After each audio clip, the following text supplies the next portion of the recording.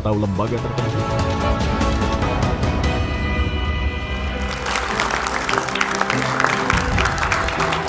Oke, Mas Bambang Rukminto, ini ada apa dengan kepolisian ya? Pernah ada heboh kasus Verdi Sambo, selesai. Kemudian ada kasus Teddy Minahasa.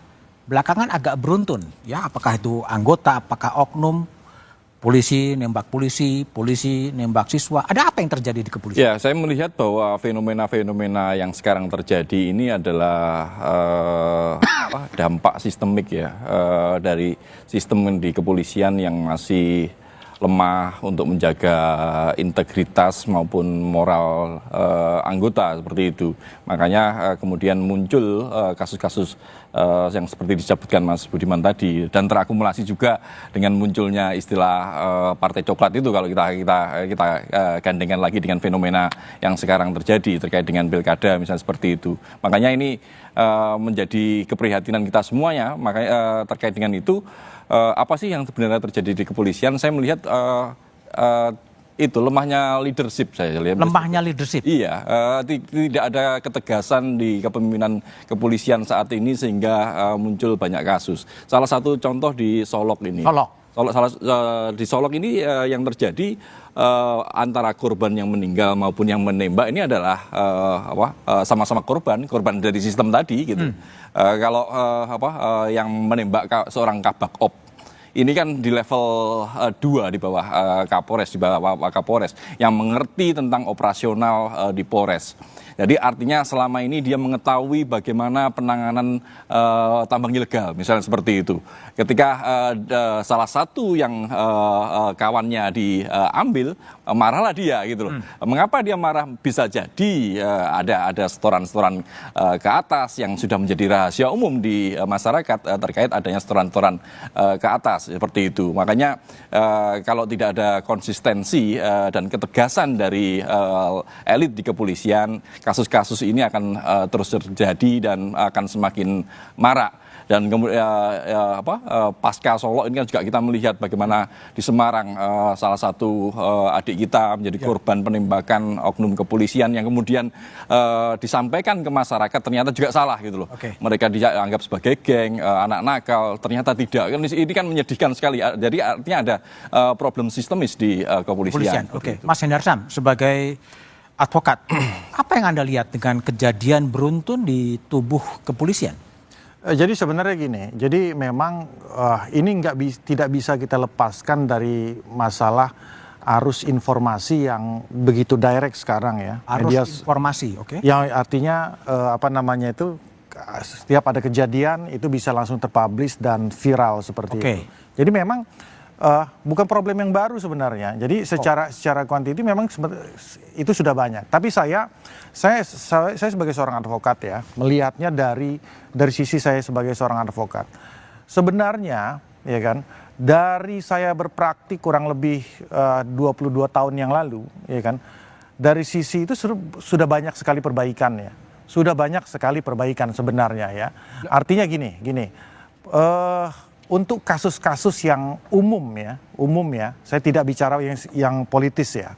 Kasus-kasus yang umum itu polisi itu memang sudah bekerja itu based on fakta, bukti dan alat bukti yang lain seperti itu. Sebenarnya itu kan, tapi masalahnya ini yang saya mungkin sarankan, fungsi daripada pengawasan itu yang penting sekali ya. Siapa yang ngawasi? Kompolnas, Kabiro Wasidik. Itu penting sekali untuk mengawasi sebagai balance of power daripada itu. Baik, Gufron silakan. Kompolnas. Ya, saya sepakat ya bahwa problem yang urgent untuk dan ini menjadi pekerjaan rumah bersama ya, nggak cuma internal kepolisian tapi juga eksternal, adalah bagaimana memperkuat kontrol dan pengawasan serta akuntabilitas kepolisian. Menurut saya ini satu agenda yang sangat urgent, dan tentu saja ini bukan tugas dari internal kepolisian saja gitu ya dalam konteks menegakkan pengawasan eksternal, tapi juga mendorong bagaimana pengawas-pengawas eksternal ini berfungsi secara efektif dan Siapa optimal. pengawas eksternal itu? Pengawas eksternal ini kan banyak. Pertama tentu saja pengawasan politik ya. Ini kan ada Komisi 3 DPR RI. Efektif enggak, optimal enggak melakukan pengawasan terhadap kepolisian. Kemudian juga ada media. ya. Teman-teman media melalui pemberitaan itu juga bagian dari pengawasan publik. Kemudian juga masyarakat sipil, termasuk juga Kompolnas yang menjalankan fungsi pengawasan eksternal. Nah, jadi memang ini menjadi menurut saya ini satu agenda yang sekarang sebenarnya lebih urgent untuk didorong, diperbaiki, dibenahi, diperkuat gitu ya. Ketimbang misalnya kita mendiskusikan satu isu yang sebenarnya misalnya soal kedudukan gitu ya. Yang sebenarnya ini bukan persoalan yang urgent hari ini gitu ya untuk diselesaikan. Tadi penguatan kontrol, pengawasan, akuntabilitas itu saya kira yang penting untuk didorong sekarang. Muradi, jadi ada kontrol DPR ya. Komisi 3 kan hebat tuh. Kapolres Semarang diundang, ya kan? Julius Setiarso ketika ngomong di TikTok malah disanksi oleh MKD. Apa yang terjadi sebetulnya ini? Ya, jadi kalau bicara soal pengawasan, memang kalau kita mau agak progres ya, katakanlah misalnya Kompolnas jangan sebatas memberikan rekomendasi ke presiden, tapi juga punya kewenangan misalnya untuk merekomendasikan untuk pergantian. Pergantian apa? Kapolres, Kapolda, bahkan Kapolri. Itu terjadi di banyak negara. Saya ambil contoh paling dekat saja Filipina. Filipina itu bahkan dia bisa merekomendasikan langsung. Dan kemudian dalam prosesnya dia tidak perlu kemudian presiden pimpinan Polri, bisa kemudian diajukan dan diganti. Itu artinya poin pertama itu. Yang kedua, tadi soal Komisi 3. Saya termasuk yang agak bingung sebenarnya. Bingung karena harusnya setiap proses itu yang dipanggil bukan langsung Kapolda atau Kapolres bersangkutan. Karena mereka adalah di bawah pembinaan, di bawah kendali dari Kapolri.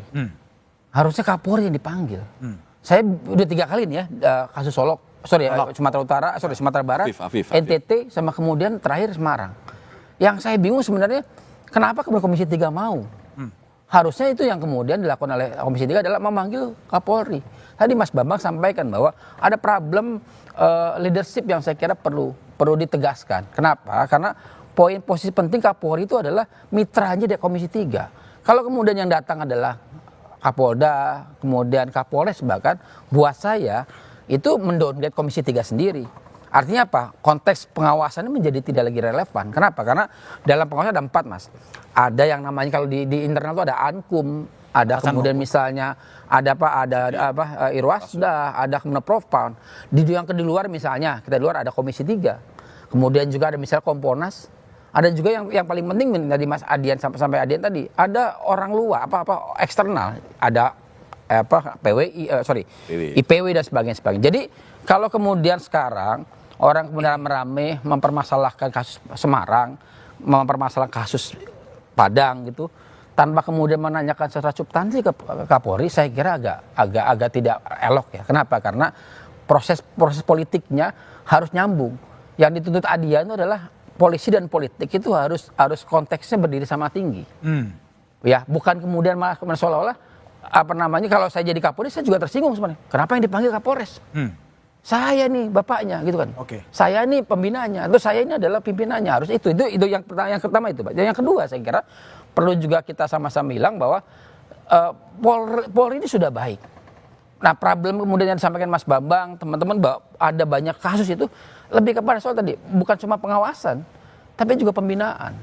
Katakan misalnya gini, penggunaan senpi misalnya. Senjata api. Sudah ada ini kok, perpolnya kok. Bahwa yang pasal 8 di perpol tersebut disebutkan bahwa harus izin atasan, harus sudah tes psikotes, harus kemudian mendapatkan surat dokter dari Polri.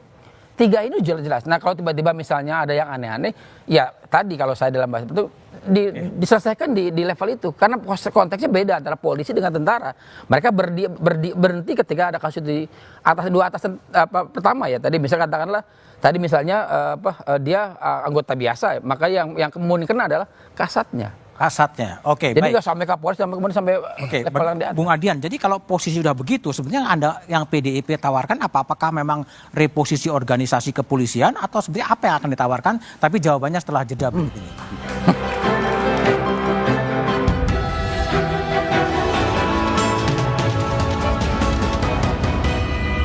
PDI Perjuangan menyebut ada temuan kecurangan pemilu dan keterlibatan polisi dalam Pilkada serentak 2024. Indikasi politisasi dan kelebihan kewenangan polisi memantik wacana agar institusi Polri ditempatkan di bawah Kementerian Dalam Negeri. Namun tak sedikit pihak yang keberatan dengan usulan ini karena